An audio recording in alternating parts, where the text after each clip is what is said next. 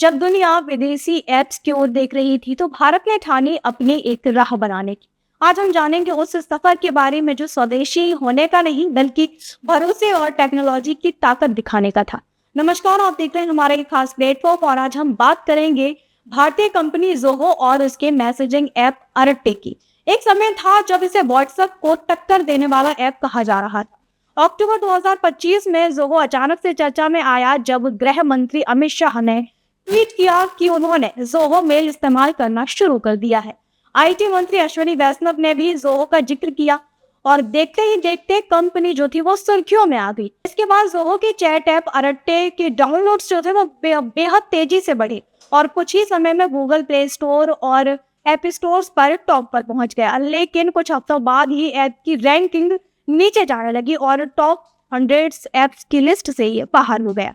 Zoho corporation की शुरुआत 1996 में श्रीधर बेबो और टोनी थॉमस ने की थी। शुरू में ये कंपनी नेटवर्क सॉफ्टवेयर बनाती थी, बाद में इसे क्लाउड बेस्ड बिजनेस जैसे जोहो मेल, सीआरएम और राइटर्स लॉन्च किए। खास बात यह है कि जोहो ने कभी किसी बाहरी कंपनी से फंड नहीं लिया। ये पूरी तरह से भारतीय पूंजी से चलने वाली कंपनी है। अब बात करते हैं अरट्टे ऐप की।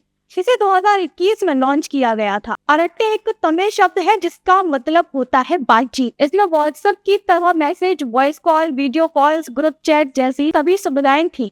इसकी सबसे बड़ी खासियत ये थी कि इसका सारा डेटा भारत में ही स्टोर रहता था, लेकिन इसके साथ ही एक बड़ी प्रॉब्लम भी थी। इसमें शुरू में एंड टू एंड एन्क्रिप्शन नहीं था, यानी कि आपके मैसेज पूरी तरह से सुरक्षित नहीं थे। जब लोगों ने इस पर सवाल उठाए थे, जोहो के फाउंडर श्रीधर बेबू ने कहा कि हम पर भरोसा कीजिए। लेकिन लोग सिर्फ भरोसे से नहीं बल्कि टेक्नोलॉजी और सुरक्षा से चलते हैं। बाद में नवंबर में ये कंपनी ने फीचर्स जोड़ दिया, लेकिन तब तक बहुत देर हो चुकी थी। यूजर्स जो थे वो वापस व्हाट्सएप पे जा चुके थे। इस पर श्रीधर बेबू ने सोशल मीडिया पर एक पोस्ट किया। उन्होंने कहा है कि भारत के लोग जल्दी हार मान लेते हैं, उनमें एक डिफीट वाला सोच है। उन्हें लगता है कि भारत में बड़ी टेक्नोलॉजी बन ही नहीं सकती। उन्होंने कहा कि चीन के लोग अपने प्रोडक्ट्स को सपोर्ट करते हैं, हालांकि भारत में ऐसा नहीं होता। हालांकि कई टेक एक्सपर्ट्स का कहना है कि असली वजह ये नहीं बल्कि प्रोडक्ट की जो क्वालिटी और इनोवेशन की कमी है, ये है। भारत में ऐसे कई ऐप्स आए जो विदेशी ऐप्स के इंडियन वर्जन कहलाए, जैसे कि हाई, चिंगारी और जोश। शुरुआत में ये ऐप्स बहुत चले, लेकिन बाद में इनकी लोकप्रियता घट गई। वजह थी इनके फीचर्स में कमी, बग्स और कमजोर यूजर्स एक्सपीरियंस। जबकि व्हाट्सएप, टेलीग्राम और इंस्टाग्राम जैसी ग्लोबल कंपनियों के पास बेहतर टेक्नोलॉजी और संसाधन है।